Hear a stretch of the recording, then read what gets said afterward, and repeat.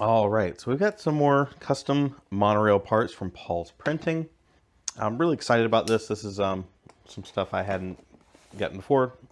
With each order, I try to get at least something new that I haven't gotten before, but I did get some like straights and stuff like that. You can never have enough.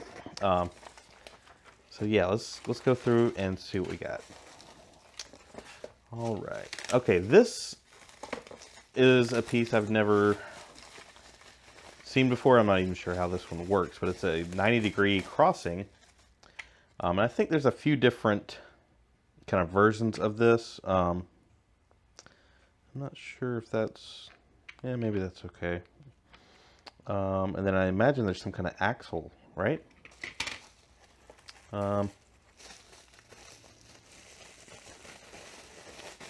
see anything there.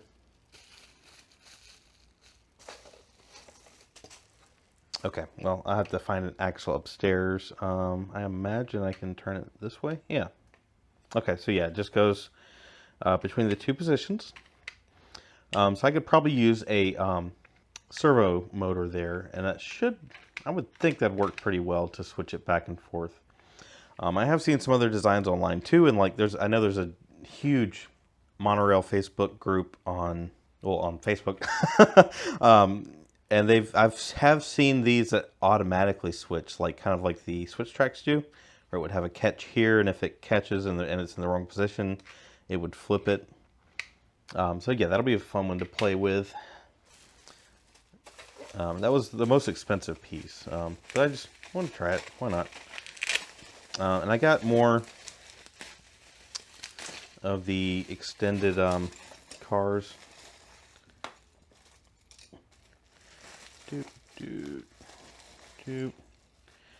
So I got two of the longer ones. I'm not sure what's going on here. Okay, and I do see that there's some extra clips for those, or I guess these are the couplers. Yeah, okay. So we got some spares of those. So I got two long and one short because I want to use the two longs on the monorail. It's an official Lego set. What is it? The high-speed train or something? Mini. It's a little 4x train. This one seems a little loose, but I actually have a spare, I think, of a little bracket. Okay, so 1, 2, 3, 4, 5, 6, 7, 8 straights. So this time, before I had always ordered from 4DBrix, and this time I went ahead and ordered them from Etsy because, like this was not on 4DBrix. They don't really allow at this point adding custom stuff, for whatever reason. So this was one I saw on Etsy. I'm like, that's pretty cool. And the straights were a little bit cheaper. I actually got, I think it's 4 straights for 35 instead of normally they'd be 40.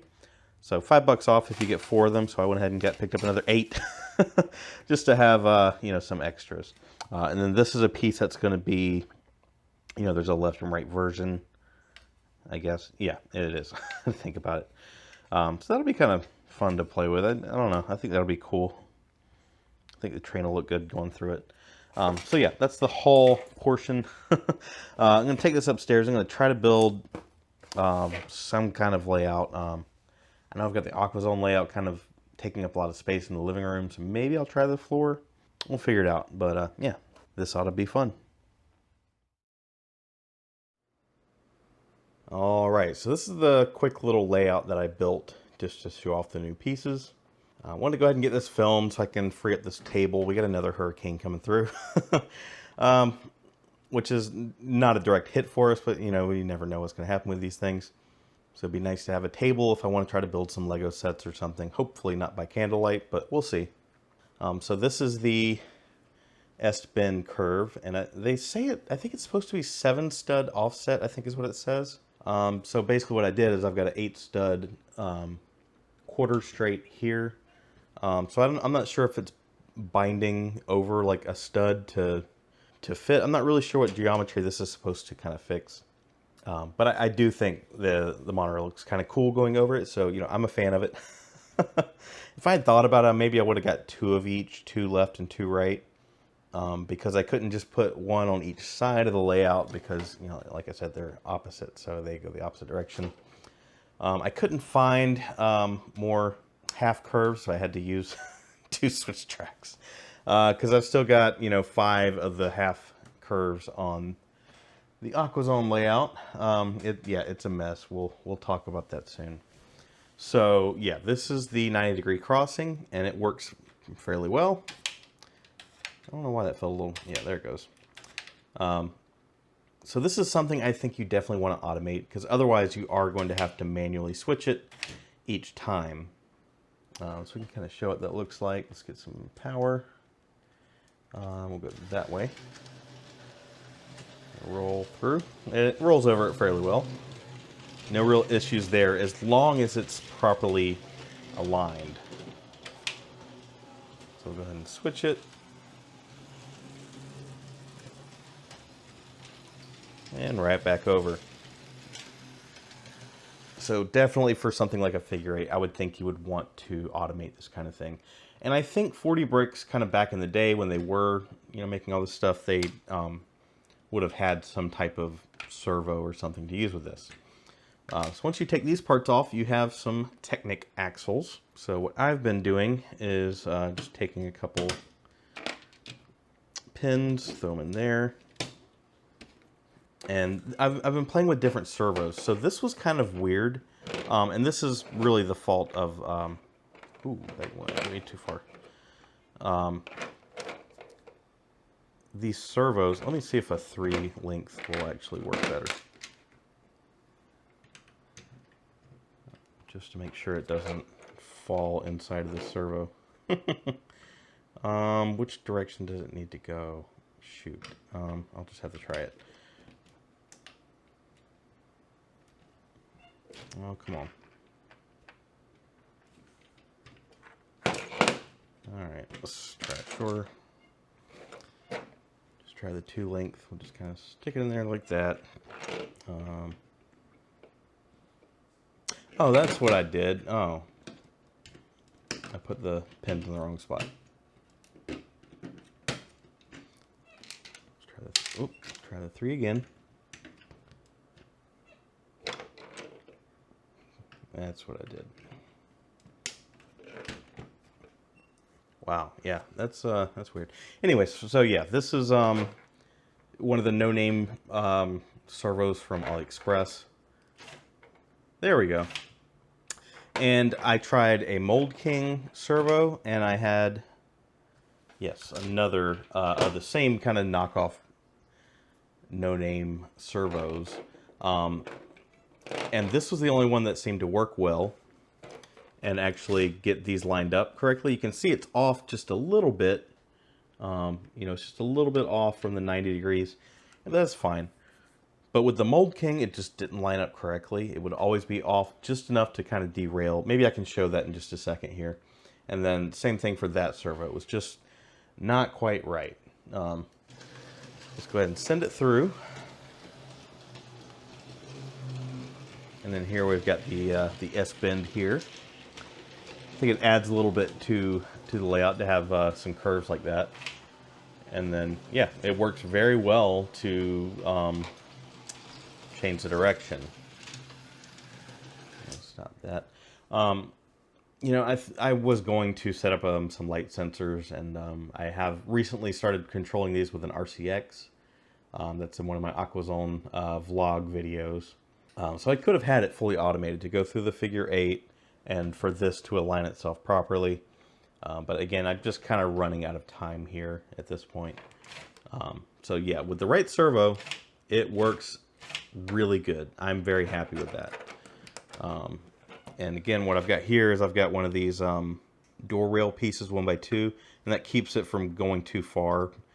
Because it will just stall the servo because it only turns 90 degrees. It does not spin in a circle or anything like that. There are just 2 positions. So you have to be careful with that so you don't damage anything. I don't know if you would damage this first or your servo, but I don't really want to find out. Let's get these back in.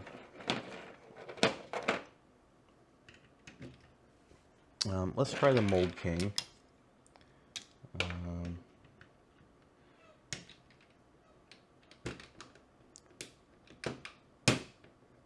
Something like that. It's going to stick up a little bit because I've got that weird 3 length in there. Oh, okay, easy does it.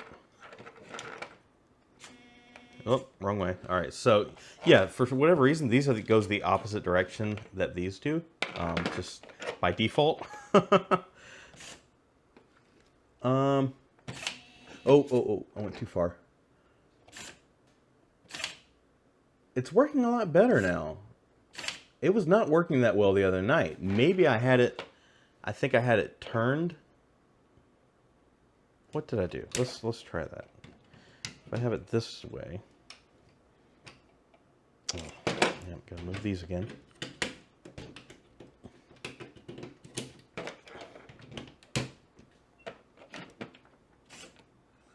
That's the issue I was having. So let's actually try it. And I think it probably will get hung up on that. Nope, it pushed its way through. But yeah, those little offsets, I was having derailments, or it would actually just stall the monorail itself when it tried to go through. Alright, so we're good that way. And we've got an offset. Let's see if it makes it through. Yeah, see? And it just stalls the whole monorail. So that's the problem I was having, and I had it with this other servo too. So yeah, of course there's going to be different ways you could do this. You could use the powered up system and have powered up motors. And then of course you've got powered up sensors. So there are options. I tend to stick with the power function servos for my monorail. You know, like the direction switches, they work really well for that. So this is what I would want to use. So yeah, kind of a short video, I guess. That's really all I really have to say. I mean, those were the only 2 new pieces, was the crossing and the S-bend. But I'm glad to have them. I like to have as many options as I can, you know, in my inventory of monorail tracks. Again, these are from Paul's Printing. I wouldn't say all the prints and the quality is absolutely perfect, but I've been happy with it. Oh, that does remind me. One of these extensions, I think it might be, is it this one? It doesn't, this little guy here is not really sticking as well as it should, because I did have some issues. Not that it would jump off the track and do crazy things like that, but I wish the fit was a little bit better on this pin. It was the only problem I've had, but I've used these for a while.